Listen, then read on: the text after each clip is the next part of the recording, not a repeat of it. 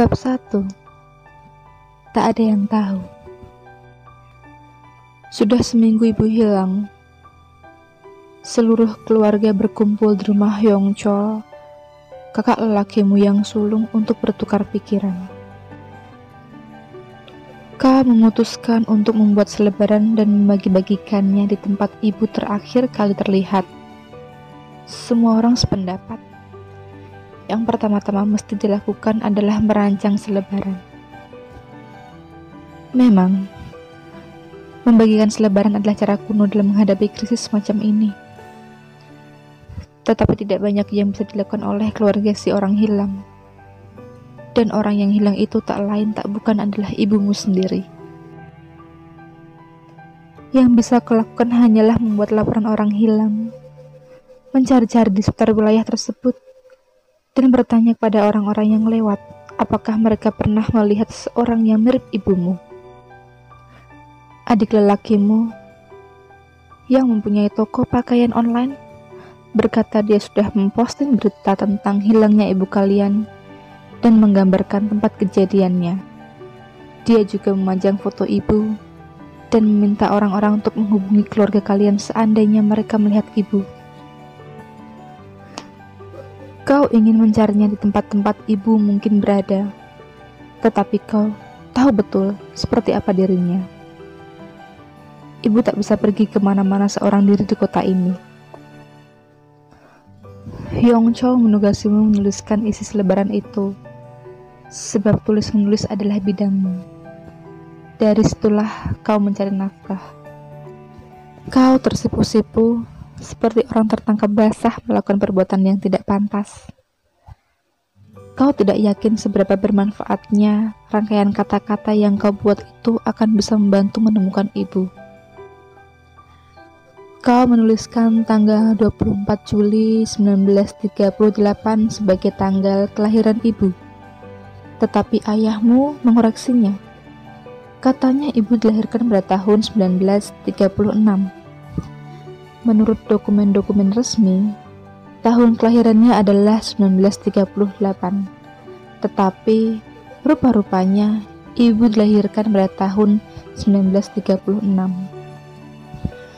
Baru sekarang kau mengetahui hal ini.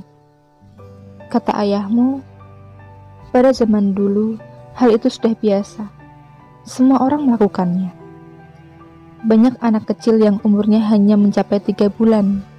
Jadi, orang-orang membesarkan dulu anak-anak itu selama beberapa tahun, setelah itu barulah membuatkan akta kelahiran. Ketika kau mengganti 1938 dengan 1936, Hyong Chol berkata kau harus menuliskan 1938, sebab itulah tahun yang resmi. Menurut pendapatmu, tidak perlu terlalu persis menuliskan keterangan di selebaran buatan sendiri. Toh, ini bukan untuk urusan di kantor pemerintahan. Tetapi dengan patuh kau mencantumkan 1938 sambil bertanya-tanya, apakah tanggal 24 Juli adalah tanggal kelahiran ibu yang sebenarnya? Beberapa tahun yang lalu, ibumu pernah berkata, kita tidak perlu merayakan ulang tahun ibu secara terpisah. Ulang tahun ayah jatuh sebulan sebelum ulang tahun ibu. Kau dan saudara-saudaramu selalu datang ke rumah orang tua kalian di Cheongguk untuk merayakan hari ulang tahun dan hari-hari besar lainnya. Seluruhnya ada 22 orang dalam keluarga besar kalian. Ibu senang kalau semua anak dan cucunya berkumpul dan sibuk di sekitar rumah. Beberapa hari sebelum semua orang berdatangan, dia akan membuat kimchi yang masih segar, berangkat ke pasar untuk membeli daging sapi, dan menyetok pasta gigi serta sikat gigi ekstra. Dia membuat banyak wijen, juga memanggang dan menggiling biji-biji wijen serta perila, sehingga anak-anaknya bisa membawa pulang masing-masing setoples. Sambil menunggu keluarganya berdatangan, ibumu tampak sangat bersemangat. Kata-kata dan gerak tubuhnya memancarkan kebanggaannya sewaktu dia mengobrol dengan para tetangga atau kenalan. Di gudang, Ibu menyimpan botol-botol kaca dalam berbagai ukuran. Botol-botol ini diisi penuh dengan jus buah plum atau stroberi liar yang dibuatnya sendiri setiap musim. Toples-toples ibu selalu penuh terisi dengan saus ikan jambal, saus ikan teri, atau saus tiram yang hendak dikirimkannya kepada keluarganya di kota. Waktu mendengar bahwa bawang putih bagus untuk kesehatan, dia pun membuat jus bawang putih. Dan sebelum musim dingin tiba, dia membuat jus labu dengan campuran akar manis. Rumah ibumu sudah seperti pabrik saja. Dia membuat berbagai macam saus, tauco, dan beras coklat. Dia membuat ini itu untuk seluruh keluarga sepanjang tahun. Namun kemudian kunjungan anak-anaknya ke Cheonggup semakin jarang. Ibu dan ayahlah yang mulai lebih sering datang ke Seoul. Kemudian kau mulai merayakan ulang tahun mereka masing-masing dengan mengajak mereka makan malam di luar. Cara itu lebih praktis. Bahkan ibu sendiri menyarankan, ulang tahun ibu kita rayakan sekalian saja dengan ulang tahun ayahmu. Katanya terlalu merepotkan kalau ulang tahun mereka dirayakan secara terpisah. Sebab dua-duanya jatuh pada musim panas yang terik. Apalagi selain ulang tahun masih ada 2 perayaan leluhur yang hanya berjarak 2 hari. Mulanya seluruh keluarga menolak usulan itu. Walaupun ibu sendiri bersikeras, dan kalau ibu mogok datang ke kota, beberapa dari kalian pulang untuk merayakan hari jadi itu bersamanya. Kemudian kalian semua mulai memberikan hadiah ulang tahun ibu pada hari ulang tahun ayah. Lambat laun, tanpa terasa, hari ulang tahun ibu yang sebenarnya pun terlupakan. Ibu yang gemar membelikan kaos kaki untuk setiap orang dalam keluarga, memiliki koleksi kaos kaki semakin banyak di lacinya, yang tidak pernah dibawa pulang oleh anak-anaknya. Nama Park Sonyo. Tanggal lahir 24 Juli 1938, 69 tahun. Ciri-ciri: pendek, rambut keriting beruban, tulang pipi menonjol, terakhir kali terlihat memakai baju warna biru langit, jaket biru, dan rok lipit warna krem. Terakhir terlihat di stasiun kereta bawah tanah Seoul.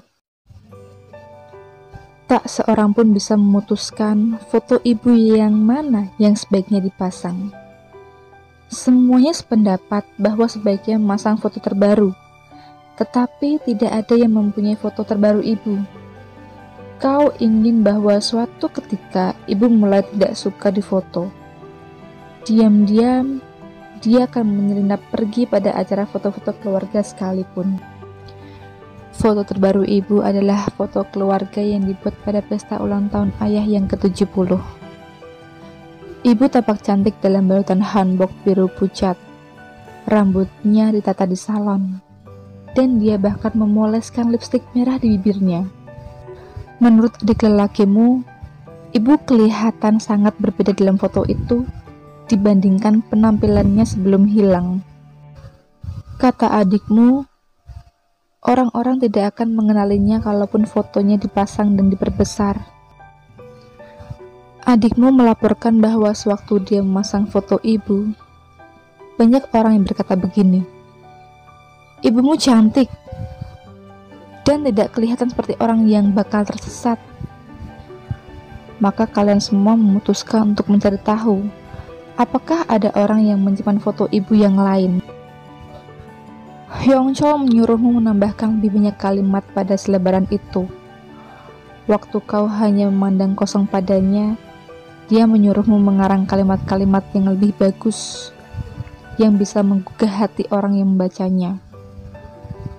Kata-kata yang bisa menggugah orang yang membacanya. Waktu kau menuliskan, "Tolong bantu kami menemukan bunda kami," Hyongjo berkata kalimat itu terlalu sederhana. Waktu kau menuliskan, "Bunda kami hilang," Dia bilang kata bunda itu terlalu formal, dan kau disuruh menggantinya dengan kata ibu. Waktu kau menulis, ibu kami hilang, dia berkomentar, itu terlalu kekanak-kanakan. Waktu kau menulis, tolong hubungi kami kalau ada yang melihat orang ini, dia mengomel. Kau ini penulis macam apa sih? Rasa-rasanya tidak ada satupun rangkaian kalimatmu yang bisa memuaskan Yongchol. Kakak lelakimu yang kedua berkata, orang-orang baru tergugah kalau di selebaran itu disebutkan akan ada hadiah. Waktu kau menulis, kami akan memberikan hadiah dalam jumlah besar, ipar perempuanmu bilang jangan menulis seperti itu. Orang-orang baru memperhatikan kalau jumlah hadiahnya disebutkan dengan jelas. Jadi, aku mesti menyebutkan berapa? 1 juta won? Itu tidak cukup. 3 juta won? Kurasa itu juga terlalu sedikit. Kalau begitu, 5 juta won? Tidak ada yang memprotes tentang jumlah 5 juta won itu. Kau menuliskannya. Kami akan memberikan imbalan sejumlah 5 juta won, lalu kau memberi titik pada kalimat tersebut. Kakak lelakimu yang kedua berkata kau seharusnya menuliskan begini. Imbalan 5 juta won. Adik lelakimu menyuruhmu menuliskan kata-kata 5 juta won dengan huruf-huruf lebih besar. Semua orang setuju untuk meng-email foto ibu yang lebih bagus kalau mereka menemukannya. Kau bertugas memperbanyak selebaran itu, dan adik lelakimu menawarkan diri untuk mengambil dan membagi-bagikannya kepada setiap anggota keluarga. Kau mengusulkan, kita bisa menyewa orang untuk membagikan selebaran ini.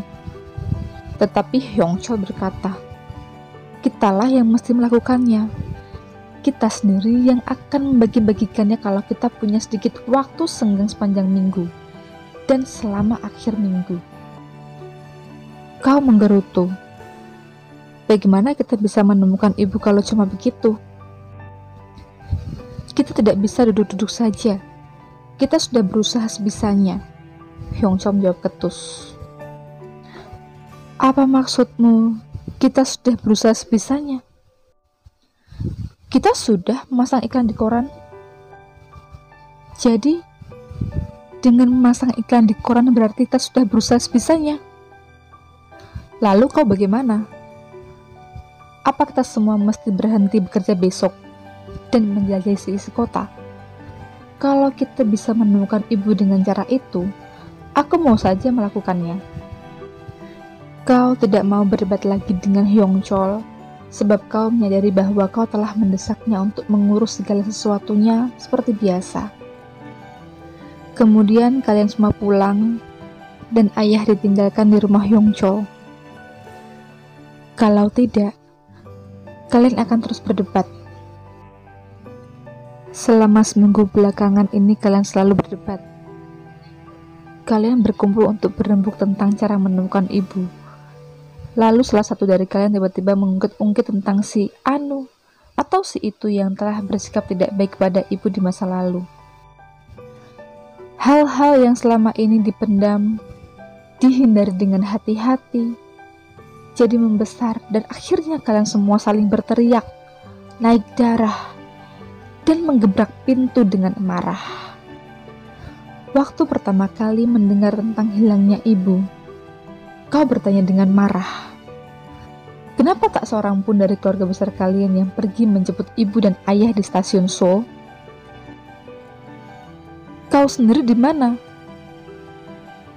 Aku. Kau terdiam. Kau baru tahu ibu menghilang setelah lewat 4 hari.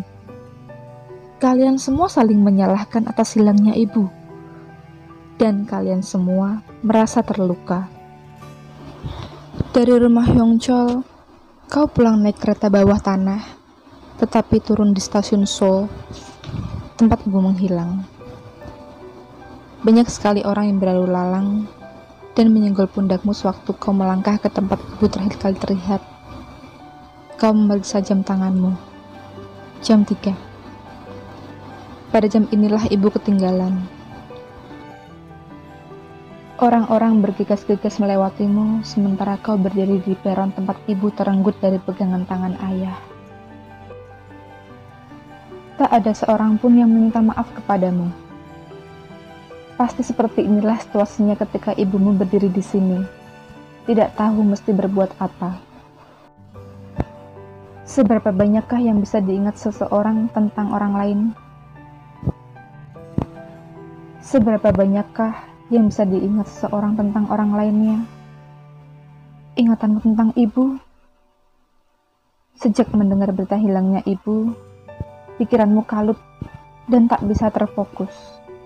Kau dikepung kenangan-kenangan yang telah lama terlupakan, namun kini muncul kembali tanpa disangka-sangka. Bertahun-tahun silam, beberapa hari sebelum kau meninggalkan kampung halamanmu untuk pergi ke kota besar, ibu mengajakmu ke toko pakaian di pasar. Kau memilih sehelai gaun sederhana, tetapi ibu memilihkan gaun dengan banyak hiasan rendah pada tali-tali dan kelimannya. Kalau yang ini bagaimana? Tidak, katamu seraya mendorong gaun itu jauh-jauh. Kenapa tidak? Coba dulu. Ibu yang waktu itu masih muda, membelalak tak mengerti. Gaun berendah-rendah itu bagi bumi dan langit dengan handuk kotor yang selalu melilit di kepala ibu, dan senantiasa dipakainya untuk menyerap keringat di keningnya sewaktu dia bekerja, seperti perempuan-perempuan petani lainnya. Modelnya kekanak-kanakan. Masa? Kata ibu, tetapi dia mengangkat gaun itu dan terus saja mengamat-amatinya, seolah-olah tak ingin melepaskannya. Menurut ibu sebaiknya coba saja dulu. Kau merasa tidak enak karena telah menyebut gaun itu kekanak-kanakan. Maka kau berkata, gaun model begitu kan bukan gaya ibu. Ibu berkata, tidak. Ibu suka baju-baju seperti ini. Hanya saja ibu tidak pernah punya kesempatan untuk memakainya. Seharusnya aku mencoba gaun itu. Kau menekuk kaki-kakimu dan berjongkok di tempat ibu mungkin telah berjongkok juga waktu itu. Beberapa hari setelah kau bersikeras memilih gaun bermodel sederhana itu, kau tiba di stasiun ini bersama ibu. Dia menggandeng tanganmu erat-erat dan melangkah di tengah lautan manusia dengan gaya yang bakal membuat ciut gedung-gedung megah yang menjulang tinggi sekalipun. Dan kalian melintasi lapangan untuk menunggu Yongcho di bawah menara jam. Bagaimana mungkin orang seperti itu bisa hilang? Ketika lampu-lampu depan kereta bawah tanah terlihat memasuki stasiun, orang-orang bergegas maju seraya melirik dirimu yang duduk di tanah. Barangkali kesal karena kau menghalangi jalan mereka. Sewaktu tangan ibumu terenggut dari genggaman ayah, kau sedang berada di Cina, di pameran buku Beijing bersama rekan-rekan penulismu. Kau sedang membolak-balik edisi bahasa Cina bukumu ketika ibumu tersesat di stasiun Seoul. Ayah, kenapa tidak naik taksi saja? Ini tidak bakal terjadi kalau kalian tidak naik kereta bawah tanah. Kata ayah, dia berpikir begini. Buat apa naik taksi kalau stasiun kereta terhubung dengan stasiun kereta bawah tanah? Ada saat-saat yang bakal kita ingat-ingat lagi setelah suatu peristiwa terjadi, terutama kalau peristiwanya buruk. Pada saat seperti itu, kita berpikir, seharusnya aku tidak bertindak begitu. Ketika ayah mengatakan pada saudara-saudaramu bahwa dia dan ibu bisa pergi sendiri ke rumah Yongchol, kenapa saudara-saudaramu membiarkan saja? Padahal biasanya tidak demikian. Kalau ayah dan ibumu akan berkunjung, salah satu dari kalian selalu pergi menjemput mereka ke stasiun Seoul atau ke terminal bus ekspres. Kenapa ayah, yang biasanya selalu ikut dengan mobil salah seorang anggota keluarga, atau naik taksi kalau datang ke kota, memutuskan untuk naik kereta bawah tanah pada hari itu. Ibu dan ayah bergegas-gegas ke arah kereta yang baru saja tiba. Ayah naik, dan waktu dia menoleh ke belakang, ibu sudah tidak ada. Sialnya, hari itu siang hari Sabtu yang sibuk. Ibu terpisah dari ayah di tengah orang banyak, dan kereta itu berangkat sewaktu ibu sedang berusaha mengatasi kebingungannya. Tas ibu dipegang oleh ayah. Sementara itu, ketika ibu tertinggal sendirian di stasiun kereta bawah tanah, tanpa membawa apa-apa, kau sedang keluar dari tempat pameran buku dan menuju lapangan Tiananmen. Kau sudah 3 kali ke Beijing, tetapi belum pernah menginjakkan kaki di lapangan Tiananmen. Kau hanya pernah memandangi lapangan itu dari dalam bus atau mobil. Siswa yang memandu kelompok kalian menawarkan untuk mengantarmu ke sana sebelum acara makan malam, dan kelompokmu memutuskan bahwa gagasan itu bagus juga. Apa kira-kira yang sedang dilakukan ibumu seorang diri di stasiun Seoul, sementara kau turun dari taksi di depan kota terlarang? Kelompokmu melangkah masuk ke kota terlarang, tetapi langsung keluar lagi. Tempat itu hanya sebagian dibuka, sebab sedang ada renovasi, dan waktu itu sudah hampir jam tutup. Seantero kota Beijing sedang dibangun sebagai persiapan untuk Olimpiade tahun depan. Kau teringat adegan dalam film The Last Emperor ketika Puyi yang sudah tua kembali ke kota terlarang, rumah masa kecilnya, dan menunjukkan pada seorang turis yang masih muda kotak yang dulu dia sembunyikan di singgasana. Ketika dia membuka tutup kotak itu, jangkrik peliharaannya semasa kecil masih ada di dalamnya dan masih hidup. Ketika kau hendak menuju lapangan Tiananmen, apakah ibumu sedang berdiri di tengah orang banyak, kebingungan, didorong kiri kanan? Apakah dia menanti-nanti seseorang datang menjemputnya? Jalan yang menghubungkan kota terlarang dengan lapangan Tiananmen juga sedang dibangun. Kau bisa melihat lapangannya, tetapi kau hanya bisa sampai ke sana melalui jalur berliku-liku yang rumit. Ketika kau sedang memandangi layang-layang yang menari-nari di langit lapangan Tiananmen, mungkin ibumu sedang terpuruk putus asa di lorong, memanggil-manggil namamu. Sewaktu kau memandangi gerbang-gerbang baja lapangan Tiananmen dibuka, dan satu skuadron polisi berbaris keluar dengan kaki-kaki diangkat tinggi-tinggi untuk menurunkan bendera nasional yang berwarna merah dan dihiasi 5 buah bintang, ibumu mungkin sedang berjalan tak tentu arah di lorong-lorong rumit stasiun Seoul. Kau tahu pasti itulah yang terjadi, sebab begitulah kata orang-orang yang berada di stasiun pada waktu itu. Mereka bilang, ada seorang perempuan tua yang berjalan sangat perlahan, kadang-kadang duduk di lantai, atau berdiri dengan tatapan kosong di dekat eskalator-eskalator. Beberapa orang melihat ada seorang perempuan tua, duduk lama sekali di stasiun Seoul, lalu naik ke kereta bawah tanah yang baru datang. Beberapa jam setelah ibumu menghilang, kau dan kelompokmu naik taksi menebus malam, menuju jalan kudapan yang terang benderang dan ramai. Di bawah cahaya lampu-lampu merah, kalian menikmati bir Cina dan makan kepiting saus pedas yang masih panas. Ayah turun di stasiun berikutnya dan kembali ke stasiun Seoul, tetapi ibu sudah tidak ada di sana. Masa dia tersesat begitu hanya karena tidak naik ke gerbong yang sama? Di situ banyak papan penunjuk arah. Ibu tahu cara menelepon. Dia mestinya bisa menggunakan telepon umum. Ipar perempuanmu bersikeras pasti terjadi sesuatu pada ibumu, Sebab sungguh tak masuk akal bahwa ibu tidak bisa menemukan rumah anak lelakinya sendiri hanya karena dia ketinggalan naik kereta yang sama dengan ayah. Pasti ada apa-apa dengan ibu. Begitulah pandangan orang yang ingin menganggap ibu sebagai ibu yang selama ini mereka kenal. Waktu kau berkata, "Ibu kan juga bisa tersesat," ipar perempuanmu terbelalak heran. "Kau kan tahu keadaan ibu belakangan ini." Kau menjelaskan, dan iparmu mengernyitkan wajahnya, seolah-olah tidak mengerti maksudmu.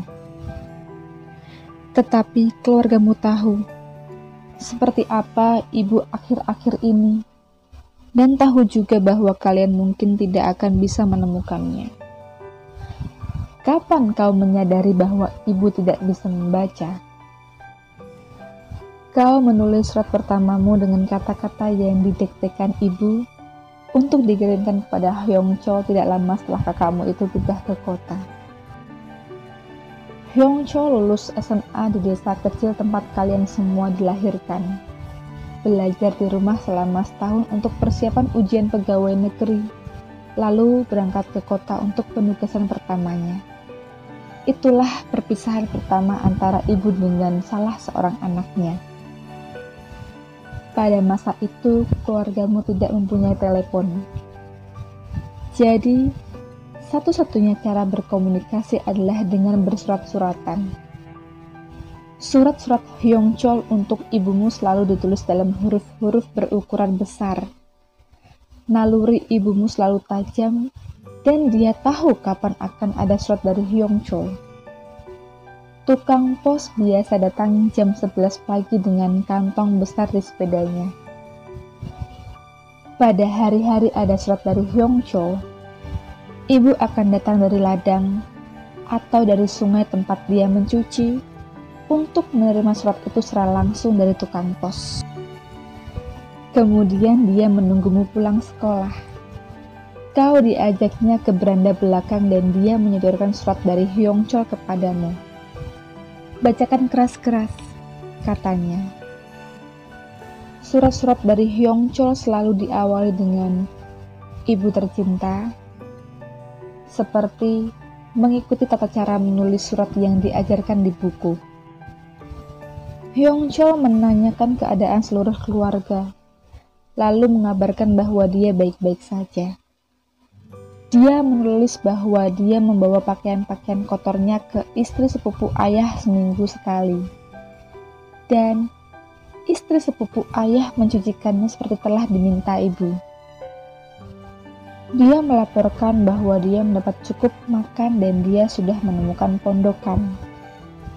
Sebab dia sudah mulai bekerja lembur sampai malam di kantornya. Dia minta supaya ibu tidak usah mencemaskannya. Hyong Chol juga menulis bahwa dia merasa bisa melakukan apapun di kota ini. Dan banyak sekali yang ingin dia lakukan. Dia bahkan menyampaikan ambisinya untuk menjadi orang sukses supaya bisa memberikan kehidupan yang lebih baik kepada ibu. Hyong Chol yang baru berumur 20 tahun dengan gagah menambahkan, "Jadi ibu, tidak usah mencemaskan aku. Tolong jagalah kesehatan ibu baik-baik. Waktu kau melirik ibu sejenak, kau lihat ibu sedang termangu-mangu menatap batang-batang taro di pekarangan belakang, atau rak dengan deretan guci tanah liat berisi saus. Kedua telinga ibumu tegak seperti telinga kelinci, supaya tidak melewatkan satu kata pun. Setelah kau selesai membacakan surat itu, ibumu menyuruhmu menuliskan surat balasan yang akan didiktekannya. Kata-kata pembukanya adalah kepada Hyong Chol. Ibu tidak menyuruhmu mengakhirinya dengan titik, tetapi kau menambahkannya. Waktu ibu berkata, "Hyong Chol," kau menuliskannya, "Hyong Chol." Waktu ibu terdiam sejenak setelah menyebutkan namanya, seolah-olah lupa apa yang hendak dikatakannya, kau menyelipkan helai-helai rambut pendekmu ke belakang telinga, dan menunggu kalimat selanjutnya dengan penuh perhatian. Bolpoinmu siap di tangan dan matamu tertuju pada kertas surat itu. Ketika ibumu berkata, "Cuacanya mulai dingin," kau menuliskan, "Cuaca sudah mulai dingin." Setelah kalimat kepada Hyung-chol, ibu selalu membicarakan cuaca. Sekarang sudah musim semi dan banyak bunga-bunga. Sekarang musim panas, jadi petak-petak tanah untuk menanam padi mulai kering dan pecah-pecah. Sekarang musim panen, dan tanaman kacang melimpah ruah di pinggir-pinggir galur padi. Ibu berbicara dalam dialek lokal, kecuali kalau sedang mendiktekan surat untuk Hyung-chol. Tidak usah mengkhawatirkan keadaan di rumah. Jaga saja dirimu baik-baik. Hanya itu yang diminta ibumu ini darimu. Surat-surat ibu selalu penuh luapan emosi. Maafkan ibu, karena tidak bisa membantu apa-apa. Sementara kau menuliskan kata-kata ibu dengan hati-hati, setetes air matanya menitik. Kalimat penutup ibumu selalu sama. Jangan lupa makan yang teratur, Ibu. Sebagai anak ketiga dari 5 bersaudara, kau menjadi saksi kesedihan, kepedihan, dan kecemasan ibu setiap kali salah seorang kakak lelakimu meninggalkan rumah. Setiap subuh setelah Hyung-chol pergi, ibu akan membersihkan permukaan guji-guji tanah liat berisi saus di rak pekarangan belakang. Karena sumur terletak di pekarangan depan, mengangkut air ke pekarangan belakang sangatlah merepotkan. Tetapi ibu mencuci semua guci itu. Dia membuka semua tutupnya dan menyekanya sampai bersih dan mengelap luar dalam. Dia suka bernyanyi pelan-pelan. Kedua tangannya sibuk mencelupkan kain lap ke dalam air dingin, mengeluarkannya, lalu memeras dan menggosoknya ke guci-guci sambil bernyanyi. Kalau kau memanggilnya pada saat-saat demikian, dia akan membalikan badan. Kedua matanya yang besar dan polos itu bersimbah air mata. Rasa sayang ibu kepada Hyung-chol begitu besar. Sampai-sampai ibu suka membuatkan semangkuk mie khusus untuk Hyung-chol kalau kakakmu itu pulang sekolah larut malam. Kelak, kalau kau sesekali mengungkit-ungkit hal tersebut, pacarmu, Yubin, menjawab begini, "Itu kan hanya mie, kenapa dipermasalahkan?" Apa maksudmu kenapa dipermasalahkan? Mie adalah makanan istimewa pada masa itu. Kau memakannya dengan diam-diam supaya tidak usah berbagi. Walaupun kau sudah menjelaskan betapa istimewanya mie itu, pacarmu yang anak kota kelihatannya menganggap hal tersebut bukan apa-apa. Ketika makanan lezat bernama mie ini memasuki hidupmu, dia pun mengalahkan setiap masakan yang pernah dibuat ibu. Ibu akan membeli mie dan menyembunyikannya di dalam guci kosong di antara deretan guci tanah liat, untuk disimpan sambil menunggu kedatangan Hyung-chol. Tetapi, walaupun sudah larut, aroma mie rebus pasti membuat kau dan saudara-saudaramu terbangun. Kalau ibu berkata tegas, "Kalian semua tidur lagi." Kalian semua akan menatap Hyung-chol yang hendak makan. Karena kasihan, dia akan menawarkan sedikit mie pada kalian. Ibu akan berkomentar, "Kenapa kalian semua bisa muncul begitu cepat kalau ada makanan?" Lalu dia mengisi panci dengan air dan membuatkan semangkuk mie lagi untuk dimakan bersama-sama olehmu dan saudara-saudaramu. Kalian senang sekali. Masing-masing memegang mangkuk yang lebih banyak berisi kuah daripada mie. Setelah Hyung-chol pergi ke kota, setiap kali ibu memegang guci tanah liat yang biasa digunakan untuk menyembunyikan mie, dia akan berseru memanggil Hyung-chol, lalu jatuh berlutut. Kau akan mengambil kain lap di tangan ibu mengangkat satu lengannya dan merangkulnya ke pundakmu. Ibumu akan menangis terisak-isak, tidak sanggup menahan perasaan sayangnya yang meluap-luap terhadap anak sulungnya. Kalau ibumu terpuruk dalam kesedihan setelah kakak-kakak lelakimu pergi dari rumah, yang bisa kau lakukan hanyalah membacakan surat-surat dari kakak-kakakmu keras-keras, lalu memasukkan surat-surat ibumu ke kotak surat dalam perjalanan ke sekolah. Tetapi waktu itu pun kau sama sekali tidak tahu menahu bahwa ibumu tak pernah sekalipun menginjakan kakinya di dunia huruf dan abjad. Mengapa tak pernah terlintas dalam benakmu bahwa ibu tidak bisa membaca dan menulis? Padahal dia jelas-jelas bergantung padamu sejak kau masih kecil, dan kau tetap tidak menyadarinya bahkan setelah kau membacakan surat-surat untuknya dan menuliskan balasan-balasannya. Kau menganggap permintaannya itu hanyalah tugas tambahan untukmu. Sama seperti kalau kau disuruh pergi ke kebun untuk memetik kembang sepatu atau disuruh membeli minyak tanah. Ibu pasti tidak mempunyai orang lain untuk disuruh-suruh melakukan tugas itu setelah kau meninggalkan rumah, sebab kau tidak pernah menerima sepucuk surat pun darinya. Apakah ini karena kau tidak pernah menyuratinya? Tetapi barangkali juga karena sudah ada telepon. Menjelang keberangkatanmu ke kota, di rumah kepala desa sudah dipasang telepon umum. Itulah telepon pertama di tempat kelahiranmu.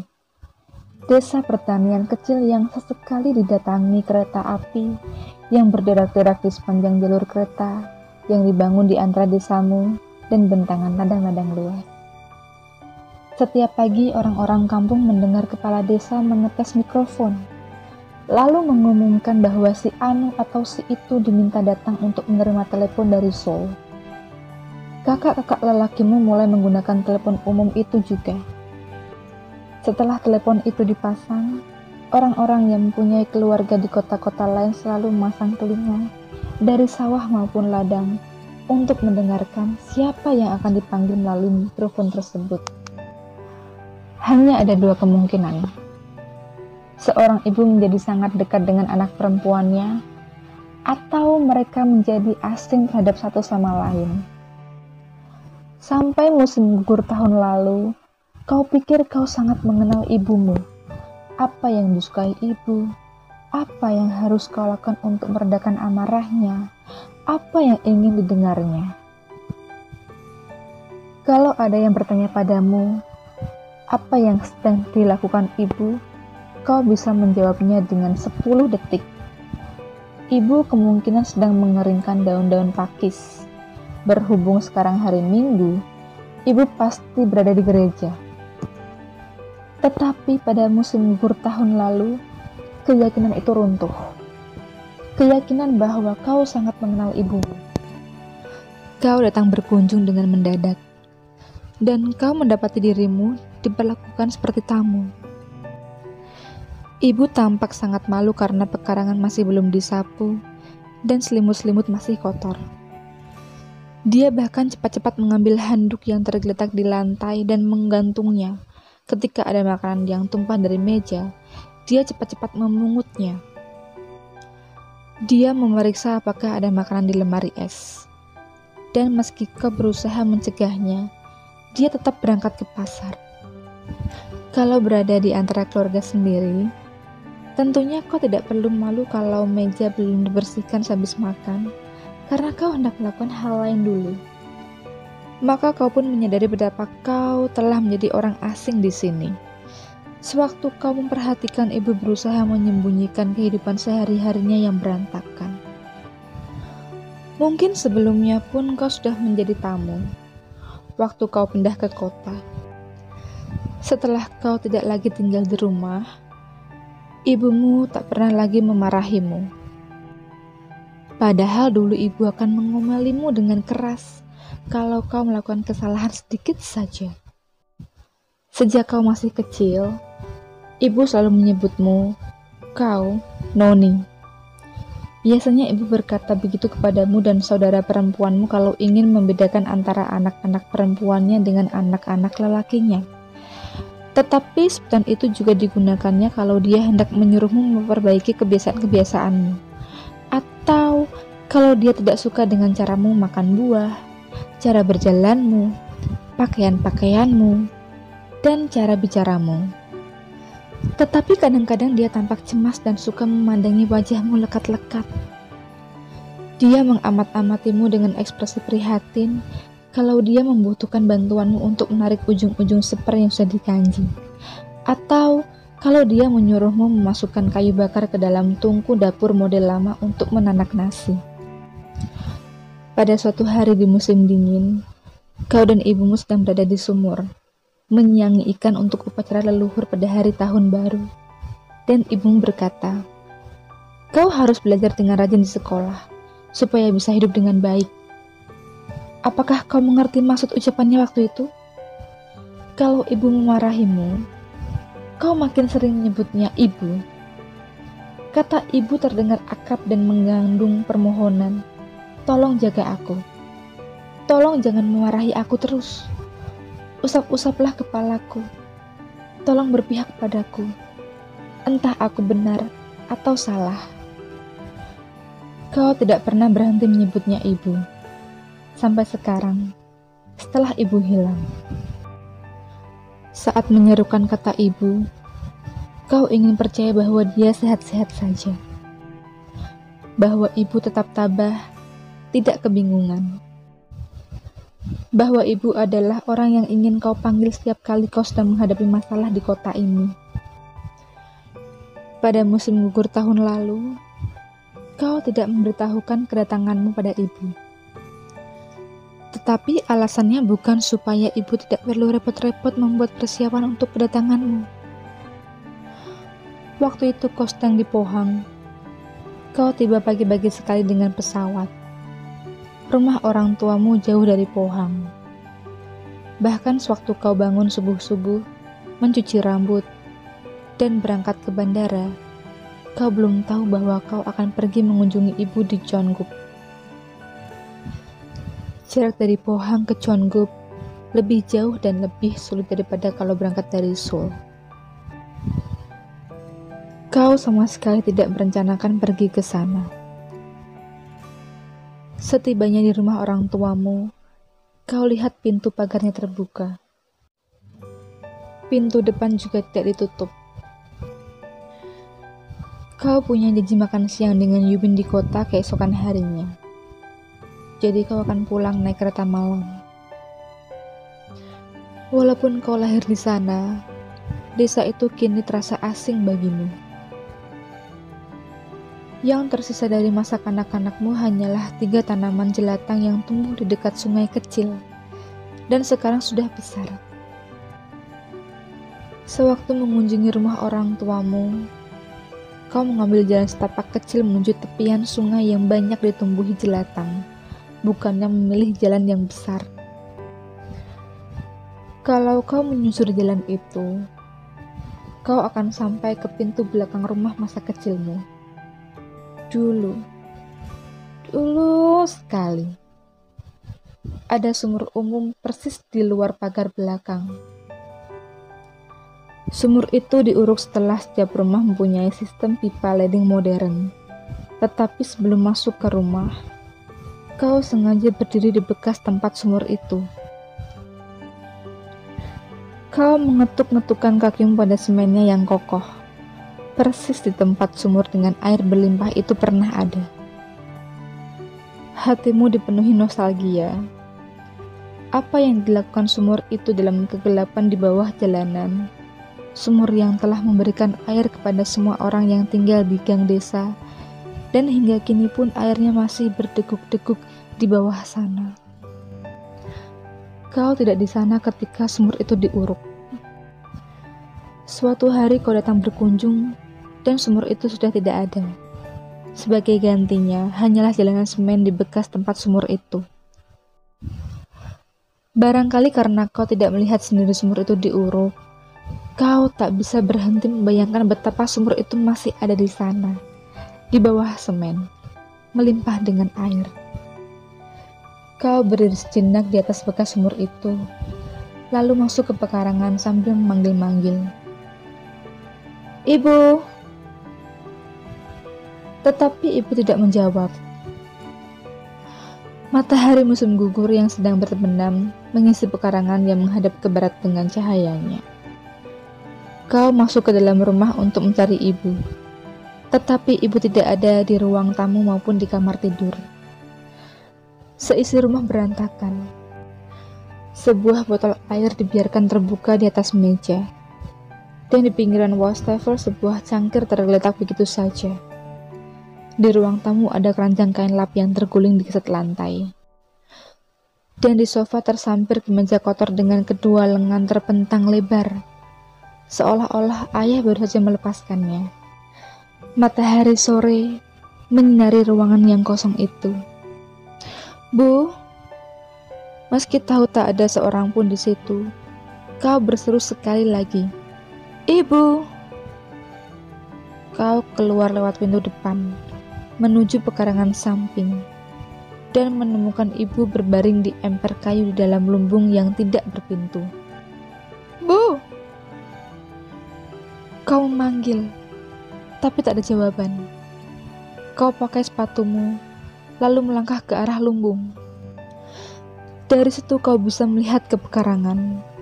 Lama berselang, ibu pernah membuat bir gandum di dalam lumbung. Lumbung itu menjadi ruang yang berguna, terutama setelah diperluas dan disambungkan dengan kandang babi. Ibu menumpuk peralatan dapur yang sudah usang dan tidak dipakai lagi di rak-rak yang disandarkan pada dinding. Dan di bawahnya, dia menyetok toples-toples berisi macam-macam acar serta makanan yang diawetkan. Ibu juga yang telah memindahkan emper kayu itu ke dalam lumbung. Setelah rumah lama dirobohkan dan rumah baru yang bergaya barat dibangun, dia suka duduk di emper itu untuk melakukan pekerjaan dapur yang tidak nyaman kalau dilakukan di dapur modern dalam rumah. Dia suka menumbuk cabai merah di dalam lumpang untuk membuat kimchi, menyiangi buncis dan mengupasnya untuk diambil polongnya, membuat gochujang, mengasinkan kol untuk kimchi musim dingin, atau menjemur doncang. Kandang anjing di samping lumbung tak berpenghuni. Rantai anjingnya tergeletak saja di tanah. Kau tidak sadar bahwa kau tidak mendengar gonggongan anjing waktu kau masuk ke dalam rumah. Kau mencari-cari anjing itu di sekitarmu seraya menghampiri ibu, tetapi ibu tidak bergerak-gerak.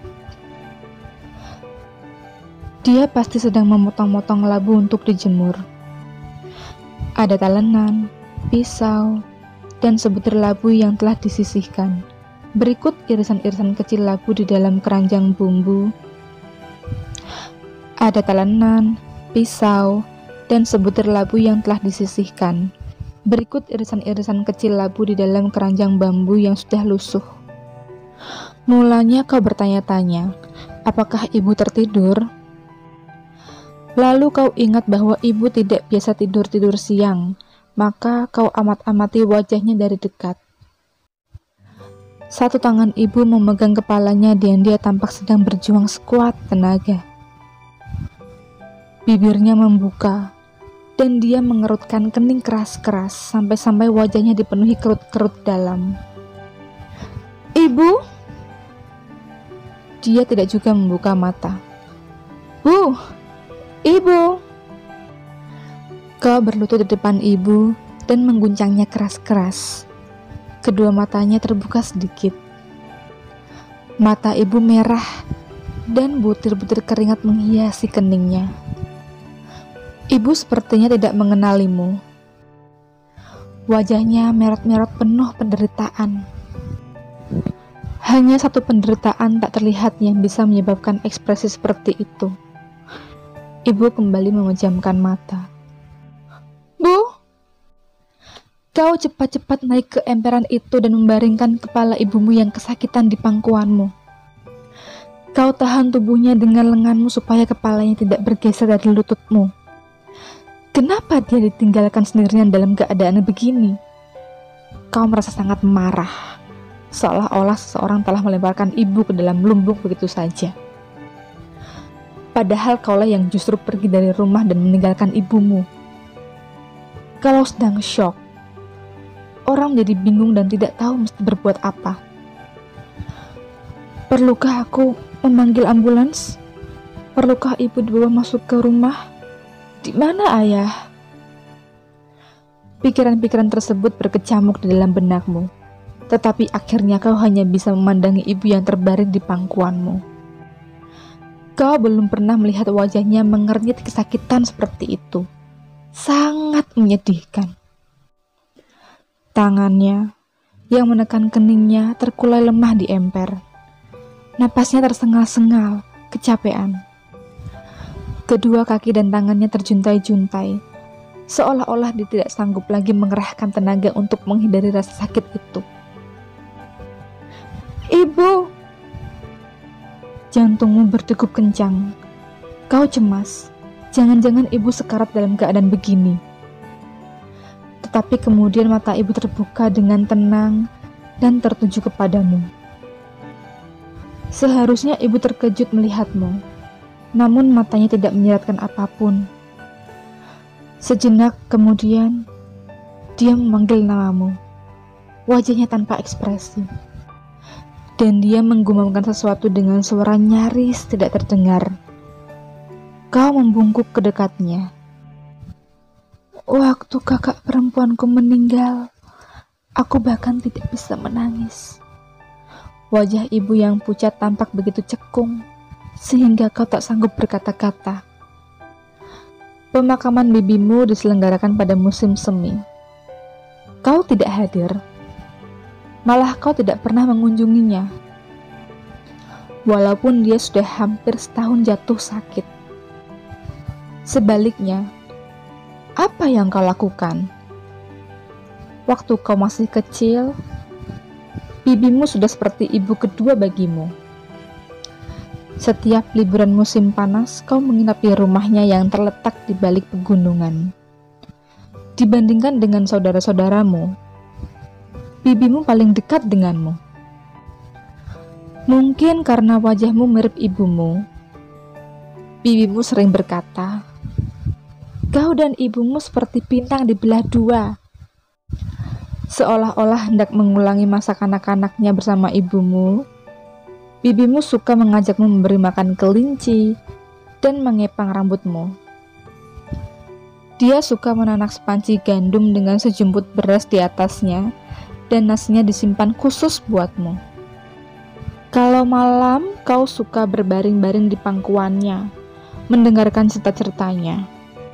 Kau ingat bibimu suka menyelipkan satu lengannya di bawah lehermu kalau malam, untuk kau jadikan bantal. Dan meskipun dia sudah berpulang, kau masih bisa mengingat aroma khas bibimu dari kunjungan-kunjungan masa kecilmu. Bibimu menghabiskan masa tuanya dengan mengurus cucu-cucunya, sementara orang tua mereka mengelola toko roti. Bibimu jatuh dari tangga sewaktu sedang menggendong anak kecil di punggungnya, dan dia cepat-cepat dibawa ke rumah sakit. Ternyata, kanker telah menyebar di seluruh tubuhnya. Keadaannya sudah begitu parah, dan sudah terlambat untuk pengobatan apapun. Ibumu yang mengabarkan berita itu kepadamu. Kakak perempuanku yang malang. Kenapa mereka baru tahu sekarang? Dia tidak pernah memeriksakan kesehatannya sama sekali. Kau mendengarkan dengan diam waktu ibumu berkata di telepon, "Kemarin aku pergi menjenguk bibimu. Aku membuatkannya bubur wijen dan nafsu makannya bagus." Kaulah yang paling pertama diberitahu ibu ketika bibimu meninggal. Kakakku meninggal. Kau tidak berkata apa-apa. Kau tidak usah datang. Kau pasti sibuk. Kalaupun ibumu tidak berkata demikian, kau memang tidak mungkin datang menghadiri pemakaman bibimu, sebab ada tenggat waktu yang mesti kau penuhi. Hyong Chol yang datang ke acara pemakaman memberitahumu bahwa dia cemas ibu akan sangat terpukul. Tetapi nyatanya ibu tidak menangis. Dan kepada Hyong Chol ibu berkata bahwa dia tidak mau ikut ke tempat penguburan. Sungguh? Kau bertanya. Kata Hyong Chol, dia juga menganggap aneh hal itu, tetapi dia menghormati keinginan ibu. Hari itu di lumbung, ibu yang wajahnya mencerminkan rasa sakit mengatakan padamu dia tidak bisa menangis ketika kakak perempuannya meninggal. Kenapa tidak? Seharusnya ibu menangis saja kalau ingin menangis, katamu, dan merasa agak lega karena ibu sudah kembali menjadi sosok yang kau kenali, walaupun kelihatannya dia berbicara tanpa emosi. Ibumu mengerjap-ngerjapkan mata dengan tenang. Aku tidak bisa menangis lagi. Kau tidak berkata apa-apa. Sebab kalau aku menangis, kepalaku sakit sekali sampai rasanya mau pecah. Cahaya matahari terbenam menghangati punggungmu sementara kau memandangi wajah ibu di pangkuanmu, seolah-olah baru pertama kali itu kau melihatnya. Ibu suka sakit kepala. Sakit kepala berat sampai-sampai menangis pun tak bisa. Kedua matanya pun gelap, yang dulu cemerlang dan bulat seperti mata seekor sapi yang akan melahirkan, tersembunyi di bawah kerut-merutnya. Bibirnya yang pucat dan gemuk tampak kering dan pecah-pecah. Kau mengangkat lengannya yang dibiarkan terkulai di emperan, dan kau letakkan di atas perutnya. Kau termangu-mangu memandangi bintik-bintik coklat di punggung tangannya yang penuh gurat-gurat kerja keras seumur hidupnya. Kau tidak lagi bisa berkata bahwa kau mengenal ibumu sepenuhnya. Ketika paman masih hidup, dia suka datang menengok ibu setiap hari Rabu. Pamanmu belum lama kembali ke Cheonggup setelah menjalani kehidupan mengembara di seluruh penjuru negeri. Tidak ada alasan khusus untuk kunjungannya itu. Dia datang naik sepeda, melihat ibu, lalu pergi lagi. Kadang-kadang dia tidak masuk ke dalam rumah. Dia hanya berseru dari balik pagar, "Kakak, kau baik-baik saja?" Lalu, sebelum ibumu sempat keluar ke pekarangan, dia berseru lagi, "Aku pergi dulu." Dan dia pun memutar sepedanya, lalu pergi. Sejauh yang kau ketahui, ibu dan adik lelakinya itu tidak terlalu dekat. Tidak lama sebelum kau lahir, pamanmu pernah meminjam uang cukup banyak dari ayahmu, namun tidak pernah mengembalikannya. Kata ibumu, gara-gara pamanmu dia selalu merasa berhutang pada ayah dan saudara perempuan ayah. Walaupun yang berhutang itu pamanmu, ibumu sulit menerima kenyataan bahwa pamanmu tidak melunasi hutangnya. 4 atau 5 tahun berlalu tanpa ada kabar dari pamanmu, dan ibumu selalu bertanya-tanya, kira-kira apa yang dilakukan pamanmu belakangan ini? Kau tidak tahu apakah ibu mencemaskan pamanmu atau merasa kesal padanya. Suatu hari ibumu mendengar seseorang membuka pintu pagar, lalu orang itu masuk seraya berkata, "Kakak, kau ada di rumah?" Ibu, yang sedang makan jeruk bersamamu di dalam, membuka pintu dan lari keluar. Kejadiannya begitu cepat. Apa yang membuat ibu begitu gembira? Kau mengikutinya keluar dengan penasaran. Ibu berhenti sejenak di beranda, memandang ke pagar, lalu berlari menghampiri orang yang berdiri di dekat pagar itu seraya berseru, "Adik!" Tak peduli walaupun saat itu dia tidak memakai alas kaki. Rupanya yang datang itu pamanmu. Ibumu, yang tadi beralih keluar secepat angin, memukul-mukulkan tinju ke dada adiknya sambil berseru, "Adik, adik." Kau memandangi saja dari beranda. Baru pertama kali itu kau mendengar ibumu nyebut adik kepada orang lain. Kalau sedang menceritakan tentang pamanmu, dia selalu menyebutnya pamanmu. Kau tidak mengerti kenapa kau begitu heran sewaktu melihat ibu berlari menghampiri pamanmu dan menyebutnya adik dengan suara sengau bernada gembira. Padahal selama ini kau sudah tahu bahwa kau mempunyai paman. Kau baru menyadari, oh, ternyata ibu punya adik juga. Kadang-kadang kau suka tertawa sendiri kalau teringat seperti apa ibumu hari itu. Ibumu yang sudah tua melompat turun dari beranda dan berlari melintasi pekarangan untuk menemui pamanmu, seraya berseru, "Adik!" Seperti anak kecil.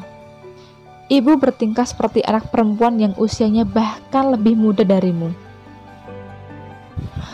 Sosok ibu yang kau lihat itu terpatri di dalam benakmu, membuatmu berpikir, ternyata ibu.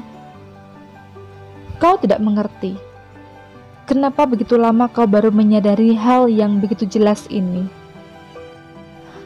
Tak pernah terlintas dalam benakmu bahwa dulu ibumu juga pernah belajar berjalan sewaktu masih kecil, atau pernah berumur 3 tahun, 12 tahun, 20 tahun. Dalam pandanganmu, ibu adalah ibu. Sejak lahir dia sudah menjadi ibu. Sebelum melihatnya berlari menghampiri pamanmu seperti itu, tidak terpikir olehmu bahwa ibu juga manusia yang mempunyai perasaan-perasaan yang persis sama seperti kau terhadap saudara-saudara lelakimu. Dan kesadaran ini mencelikkan matamu bahwa ibu juga pernah memiliki masa kanak-kanak. Mulai saat itu, kadang-kadang kau membayangkan ibu sebagai anak kecil, sebagai anak perempuan, sebagai perempuan muda, sebagai pengantin baru, sebagai ibu yang baru saja melahirkanmu ke dunia. Kau tidak mau meninggalkan ibu dan kembali ke kota setelah melihatnya dalam keadaan seperti itu di dalam lumbung. Ayah sedang berada di Sokcho bersama beberapa orang dari pusat regional untuk seni pertunjukan tradisional Korea dan baru akan pulang 2 hari lagi. Walaupun ibu bisa mengatasi rasa sakitnya yang bukan main, dia tidak bisa terbebas dari sakit kepalanya. Dan dia tidak sanggup tersenyum sedikit pun, apalagi menangis. Dia bahkan tidak memahami usulanmu untuk membawanya ke rumah sakit. Sewaktu kau membantunya masuk ke dalam rumah, dia berjalan tersendat-sendat, berusaha menahan rasa sakitnya. Lama kemudian barulah dia sanggup berbicara.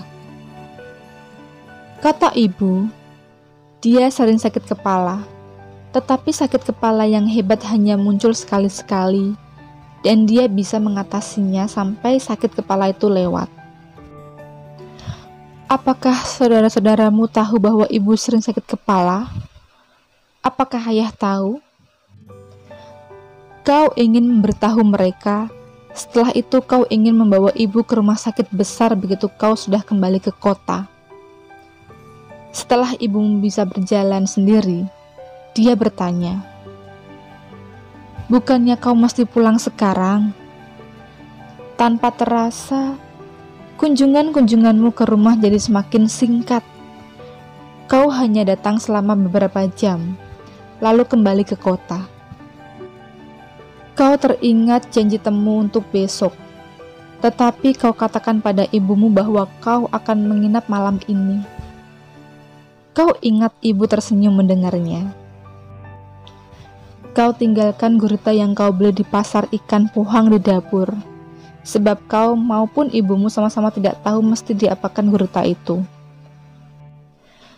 Kau duduk berhadap-hadapan dengan ibu di meja, seperti di masa lalu, makan nasi dengan beberapa macam lauk, tanpa banyak bicara, menikmati kimchi air, tahu cah, ikan goreng kering, dan rumput laut panggang.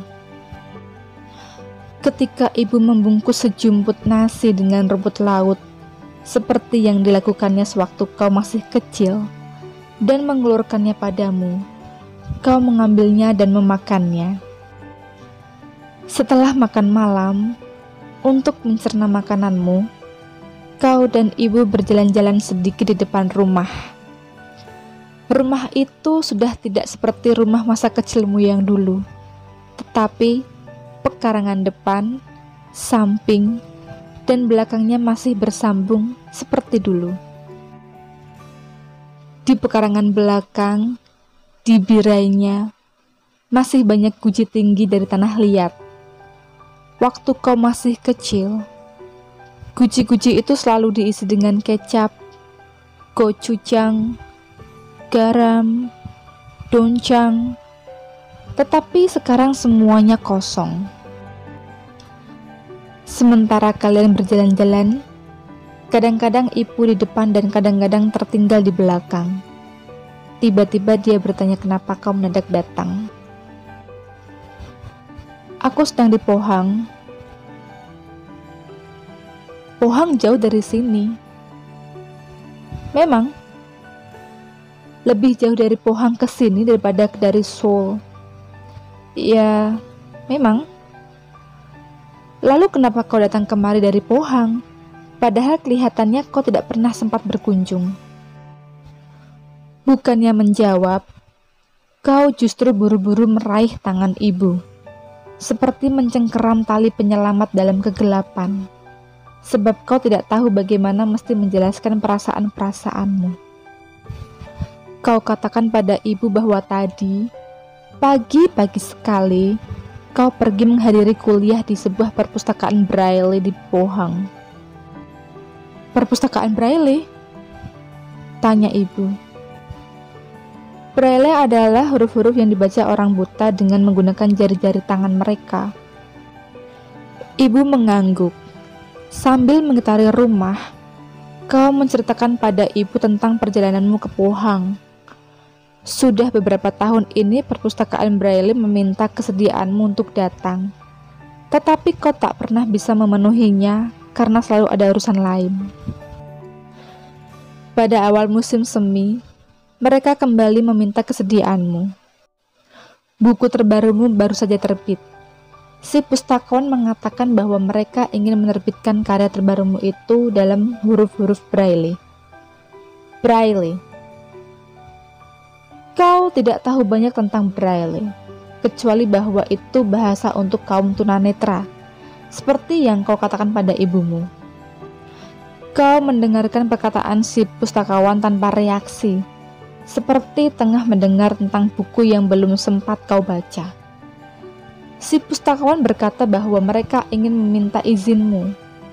Kalau dia tidak mengatakan izin, mungkin kau tidak akan menyatakan kesediaanmu datang ke perpustakaan Braille itu. Kata izin itu mengunggahmu. Orang-orang tunanetra itu ingin membaca bukumu. Mereka meminta izinmu untuk menulis ulang bukumu dalam bahasa yang hanya bisa dipahami oleh mereka. Kau menjawab, tentu. Dan tiba-tiba kau merasa begitu tak berdaya. Si pustakawan berkata buku itu akan selesai pada bulan November, dan hari Braille juga jatuh pada bulan November.